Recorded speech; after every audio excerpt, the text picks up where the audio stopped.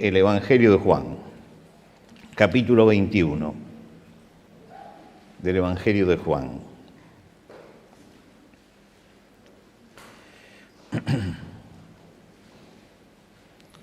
El versículo 15 dice así: cuando hubieron comido, capítulo 21, versículo 15, cuando hubieron comido, Jesús dijo a Simón Pedro: Simón, hijo de Jonás, ¿me amas más que estos? Le respondió: sí, Señor, tú sabes que te amo. Él le dijo: apacienta mis corderos. Volvió a decirle la segunda vez: Simón, hijo de Jonás, ¿me amas? Pedro le respondió: sí, Señor, tú sabes que te amo. Le dijo: pastorea mis ovejas. Le dijo la tercera vez: Simón, hijo de Jonás, ¿me amas? Pedro se entristeció de que le dijese la tercera vez: ¿me amas? Y le respondió el Señor: tú lo sabes todo, tú sabes que te amo. Jesús le dijo: apacienta mis ovejas. De cierto te digo, cuando eras más joven te ceñías e ibas a donde querías, mas cuando ya seas viejo extenderás tus manos y te ceñirá otro y te llevará donde no quieras. Esto dijo dando a entender con qué muerte había de glorificar a Dios. Y dicho esto añadió: sígueme. Volviéndose Pedro, vio que le seguía el discípulo a quien amaba Jesús, el mismo que en la cena se había recostado al lado de él. Y le había dicho: Señor, ¿quién es el que te ha de entregar? Cuando Pedro le vio, dijo a Jesús: Señor, ¿y qué de éste? Jesús le dijo: si quiero que él quede hasta que yo venga, ¿qué a ti? Sígueme tú. Este dicho se extendió entonces entre los hermanos que aquel discípulo no moriría, pero Jesús no le dijo que no moriría, sino: si quiero que él quede hasta que yo venga, ¿qué a ti? Ese es el discípulo que da testimonio de estas cosas y escribió estas cosas, y sabemos que su testimonio es verdadero. Y hay también otras muchas cosas que hizo Jesús, las cuales si se escribieran una por una, pienso que ni aún en el mundo cabrían los libros que se habrían de escribir. Amén. Este es el final del Evangelio de Juan, donde él habla de él como el discípulo amado y a lo último ya dice o declara realmente quién es el que está escribiendo. Luego de la resurrección siguieron 2 semanas donde Jesús hizo una tarea importante, que fue reunir lo que el diablo había desparramado. ¿Qué fue lo que sucedió esos días? Que cuando Jesús fue llevado y fue crucificado, los discípulos se desparramaron en cada uno por su camino. Un poco esta es la obra de Satanás. Cada cual se apartó por su camino, ¿no? Y ahí se puede decir que cada uno tomó un camino diferente. Ahora, el Señor Jesucristo había dicho: y yo, si fuere levantado de la tierra, a todos atraeré a mí mismo. Y lo que hace el Señor no es desparramar, sino reunir. Entonces, en esos días, el Señor fue reuniendo a sus discípulos, congregándolos nuevamente y atendiendo la necesidad de cada uno. Como si fueran diversas postales de lo que pasó ese día, aparecen una cantidad de hechos que tienen que ver en la relación de Jesús con los discípulos. Y es interesante, porque las reacciones de todos ellos frente a la cruz fueron distintas, no fueron iguales. A veces nosotros las igualamos. No, cada persona es individual y vive los hechos desde el ángulo en que se sitúa. Para Pedro, el hecho de la cruz y la resurrección de Cristo era un motivo de amargura. Y nosotros lo vemos aquí entristecido porque Jesús le pregunta 3 veces esto. ¿Por qué? Porque él se dio cuenta que había fracasado, que lo que Jesús había dicho de que él lo iba a negar era lo que realmente sucedió.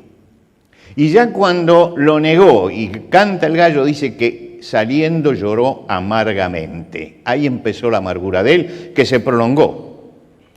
Tomás, por el contrario, se cayó en un pozo de incredulidad. Si no veo, no creo.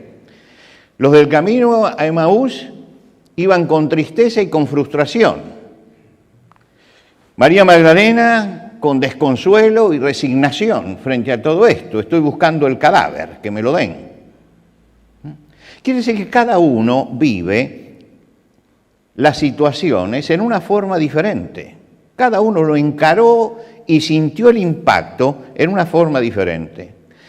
Y en todos estos casos Jesús se acercó personalmente y apuntó a la necesidad de cada uno. Es decir, que hay algo que es maravilloso en Jesús, que es el hecho de que Él trata con las personas, con el individuo. Cuando María Magdalena, frente a la tumba, está en una crisis, ella llora porque está en una crisis entre el dolor y la perplejidad. Y Jesús usa de una tremenda ternura en ese momento para hablar con ella. Mujer, ¿por qué lloras? ¿A quién buscas? Señor, si tú te lo has llevado, dime dónde lo has puesto. María. Es decir, hay una profunda ternura porque lo que María necesitaba en ese momento era la ternura de Jesús. Ahora, cuando Jesús va con los discípulos de Emaús, ellos tienen una crisis diferente, es esperanza y desilusión. Estaban desilusionados, habían perdido la esperanza. Entonces Jesús lo que hace es les abre las Escrituras, y si ustedes creen esto, sí, miren lo que decía. Entonces no apela al sentimiento de ternura, sino que allí Él usa el entendimiento. Entiendan que Dios esto lo había dicho. Y le habló a la razón de esos hombres. Tomás tenía una lucha entre la razón y la fe. Quiero creer, pero si no veo no puedo creer. Y resulta que la fe es creer sin ver. Este es el drama de Tomás.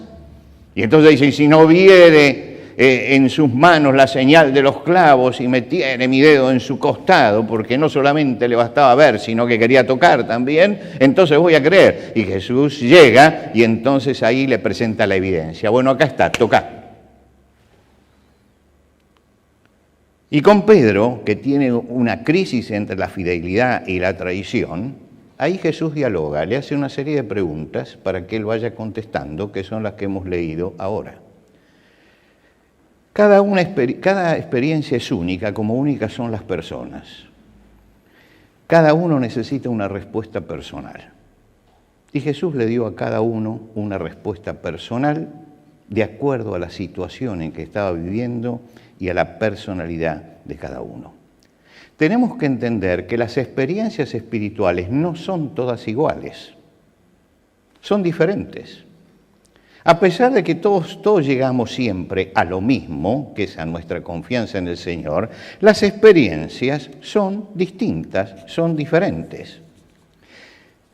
Algunos son como Andrés, el hermano de Pedro. Iba caminando detrás de Jesús porque le interesaba ver quién era. Y Jesús, frente a la curiosidad, lo llama, y basta con que lo llame para que ya saliera de ahí y le dijera a su hermano, mira, lo hemos encontrado, ya es el Cristo, está entre nosotros. Esta es la fe sincera, simple, que no cuestiona.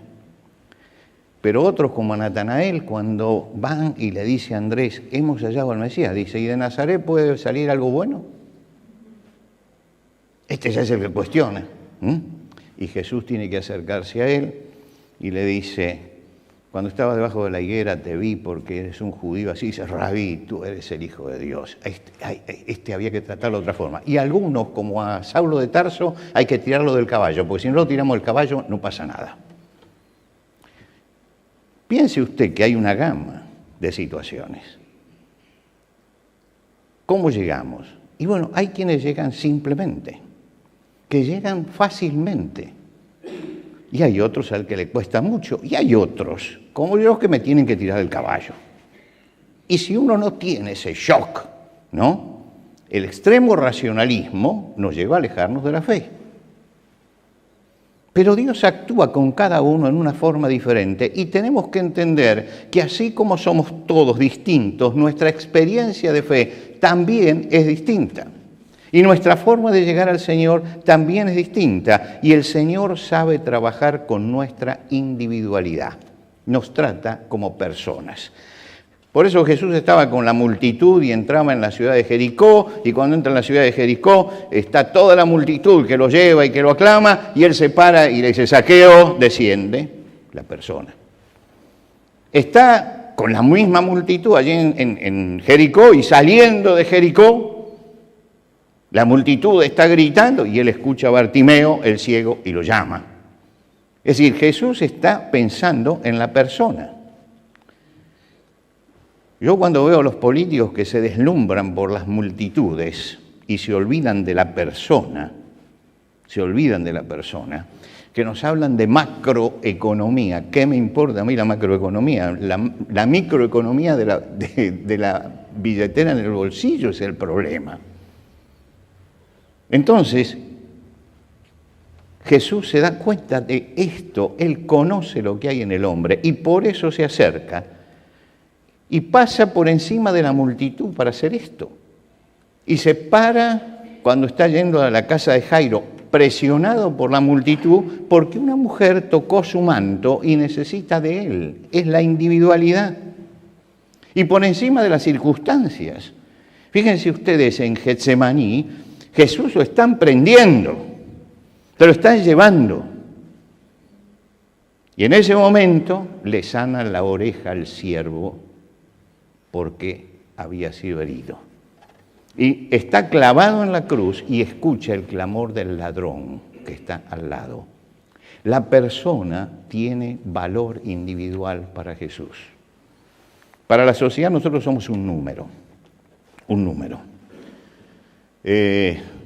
Usted va a cualquier lado, o usted entra a un banco, lo primero que tiene que hacer es digitar su número. No interesa su nombre, ni lo que usted siente, ni nada. Usted tiene que digitar su número. Va a hacer un trámite y tiene que sacar el número. El día que se muera, tachan el número. Nada más. La realidad es esa, no le demos más vuelta al asunto. Se tacha el número, se acabó. Pero en general para la sociedad no hemos sido personas, hemos sido parte de una masa. Para Jesús somos personas. Somos personas. Y ese día Jesús se está enfrentando por último, es al último que lo va a traer nuevamente con Pedro y va a conversar con él. Y conversa con él. Jesús comienza a hablar con él porque él le había anticipado. Le había anticipado que él se iba a ir, pero que él tenía una tarea que hacer después. Jesús dijo, yo he rogado por ti para que tu fe no falte, y tú, una vez vuelto, confirma a tus hermanos. Y Pedro no volvía. Estaba, pero no volvía. Y Jesús lo encuentra allí, junto al mar de Galilea, ese día que también habían pescado, todos conocemos la historia, yo no voy a ir a la historia esa, pero después de traerlo a la realidad de que ahora está restaurado, por lo tanto tiene que retomar, lo coloca en el ministerio y lo coloca en el lugar donde tiene que trabajar. ¿Me amas? Sí, te amo. Y Pedro contesta pensando en su negación. Y Jesús le contesta pensando en el ministerio, en lo que él tiene que hacer. Y cuando Jesús le pregunta, ¿me amas? Y él dice, sí, Señor, te ama, le dice, apacienta mis corderos. Se refería a las crías jóvenes, a los que recién iban a llegar al cristianismo, los que primero iban a conocer a Cristo, los cristianos nuevos. Dice, preocúpate por ellos. Pedro, ¿me amas? La segunda vez. Sí, Señor, tú sabes que te amo. Pastorea mis ovejas. Usó otra palabra diferente. No es apacentar simplemente. Esa es una tarea. Ahora le da toda la tarea pastoral. Le dice, cuando se habla de pastor, se habla de guiar, de conducir, de llevar y de alimentar también. Y Jesús le está hablando de los otros. Y es interesante, no se nota en nuestro español, pero en griego utiliza una palabra para oveja que no es nuestra palabra oveja común, es un diminutivo. Es un diminutivo lleno de ternura, como si dijera ovejita, una cosa así. Le está diciendo, ahí está mi pueblo al que yo amo. A ese pueblo tenés que hablarle, tenés que guiarlo. Pero le está mostrando en la palabra que usa lo que hay en su corazón, que es la ternura que él siente por los suyos. Jesús le dice, dales todo el alimento que necesitan también ellos, pero guíalos. Y a lo último, vuelve a decir, apacienta mis ovejas. Parecería que une las dos cosas, ¿no? Que dijo, primero habló de los chicos, de los nuevos, después habló de los otros y ahora dice, pero a todos le tienes que llevar el pan. Le está mostrando la función que debe cumplir, que el Señor nos ha llamado para servir. Y Él era llamado para ser un pastor del rebaño, para dar alimento espiritual, para guiar al pueblo hacia el Señor y para guiar a las almas a Cristo, porque la primera predicación la tiene Él. Quiere decir que esto es lo que hizo. Ahora uno dice, bueno, ya está. Y Jesús sigue. Y sigue diciendo una frase que significa prestad mucha atención a lo que te voy a decir. Cuando se utiliza la palabra de cierto te digo, se utiliza una sola palabra que nosotros conocemos, la palabra amén, amén, ¿no? Es una palabra para enfatizar y para que, es como cuando le decimos a nuestros hijos, presta atención, o cuando la maestra en la escuela dice, presten atención. Jesús dice, presta atención a esto, presta atención a esto. Cuando eras más joven, te ceñías e ibas donde querías. Tenías una independencia tremenda. Quiero decirte que cuando ya seas viejo, extenderán tus manos y te ceñirá otro. Ahora, no está hablando de la decrepitud que puede traer la vejez, está hablando de otra cosa. La expresión extenderán tus manos la utilizan los padres de la Iglesia muchas veces para hablar de la crucifixión. Es decir, le hicieron extender las manos, ¿no? Como diciendo, lo crucificaron. Jesús le anticipa la crucifixión a Pedro. Dice, extenderás tus manos. Y te llevarán, y dice, te ceñirá otro.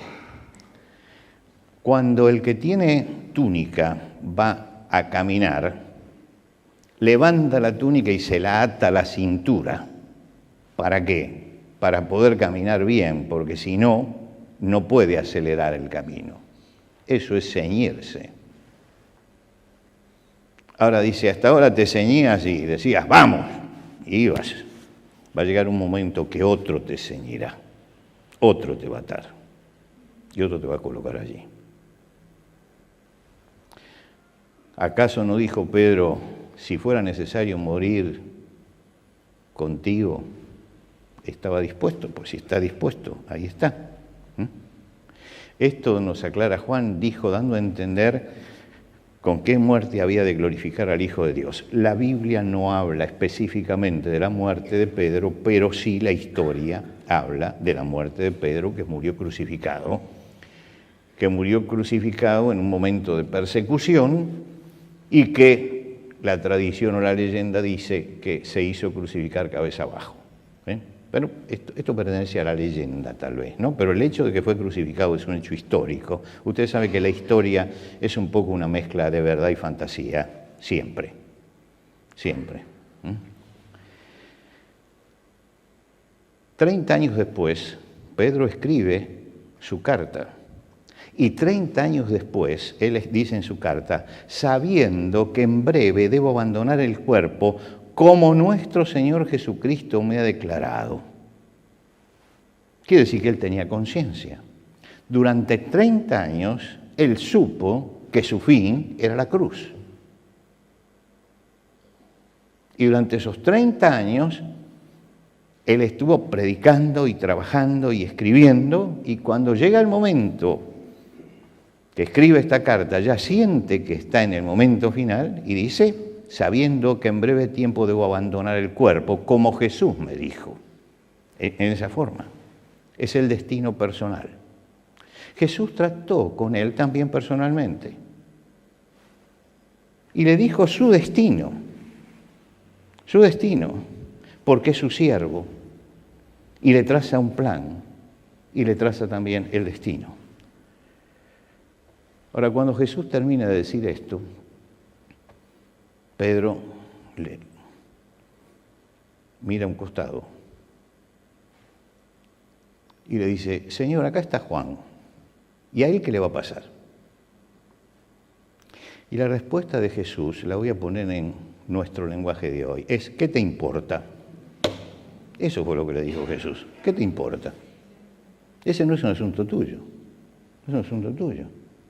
Si quiero que él se quede, ¿qué a ti? Sígueme tú. Nosotros lo tenemos en el lenguaje español, ¿no? Pero que Jesús le dijo es, Pedro, no es asunto tuyo sino mío eso. No te metas en lo que no te importa. Yo trato con cada uno en particular, no tengo por qué darte explicaciones. Punto. ¿Qué está diciendo? Pedro, acostúmbrate a no mirar al costado. Acostúmbrate a mirar siempre hacia adelante. Sígueme, le dijo. ¿Cómo seguimos a Jesús? Hay que mirar al que está delante y caminar. Pedro estaba mirando al costado. No estaba mirando adelante, estaba mirando al costado. ¿Qué pasó con el que tengo al lado? ¿Tendrá menos bendiciones, más bendiciones? ¿Estará andando derecho o torcido? Cayó en la trampa de la comparación.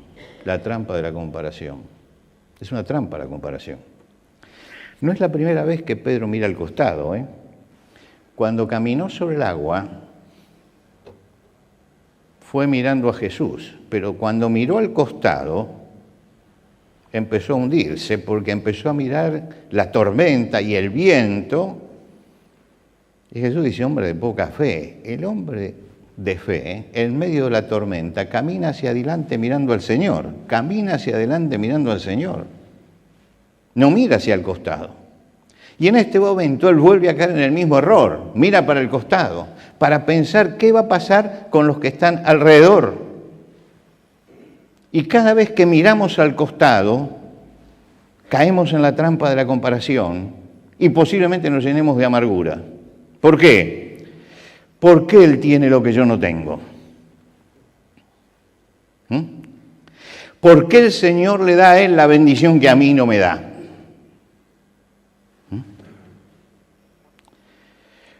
¿Qué le pasa? ¿Por qué le pasa a él esto que a mí no me pasa? Y casi siempre miramos para arriba, no para abajo. No sé si me explico. No miramos que muchos tienen menos que nosotros y que están luchando en cosas. No, miramos para arriba. Miramos para arriba. Y empezamos a comparar.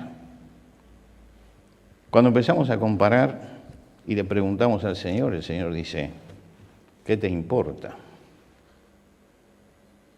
Yo conté aquí la historia, y algunos tal vez la recuerden, de aquel a quien le fueron a preguntar, de aquel ministro religioso, que al que le fueron una mujer le fue a preguntar, llorando porque no podía tener hijos, llorando por qué las otras mujeres tenían hijos y ellas no, que Dios era injusto con ella. Y el rabino le dijo, bueno, o el pastor, no me acuerdo bien si era un rabino o un pastor, le dijo, bueno, si yo te doy $10,000 hoy, ¿cómo te sentirías? Ah, bien, un fenómeno. Si yo te debo $20,000 y te doy solamente 10,000 hoy, ¿cómo te sentirías? Y mal. ¿Por qué? Porque te debo. Dios no te debe nada. Dios no te debe nada.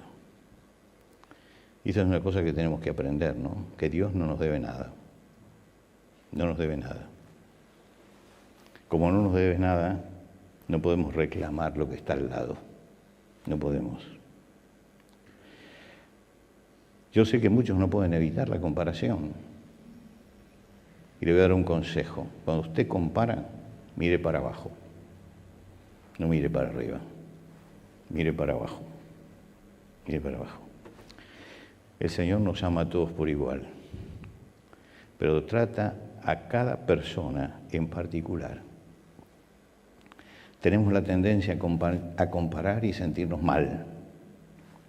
Y no estamos llamados a comparar, sino a seguir. Yo tengo que mirar adelante y tengo que seguir. Esto es lo que tengo que hacer. Sí, hay gente, Señor, que roba y roba y roba y le va bien. No mires para el costado. No mires para el costado. No mires.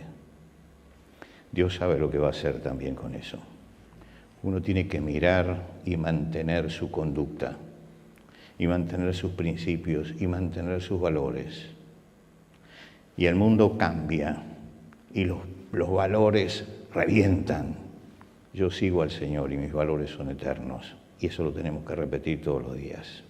Yo estoy siguiendo al Señor. Termino con una frase de la carta a los Hebreos. Despojémonos de todo peso y del pecado que nos asedia y corramos con paciencia la carrera que tenemos por delante, puestos los ojos en Jesús, el autor y consumador de nuestra fe. Sí, a nuestro alrededor todo tiembla.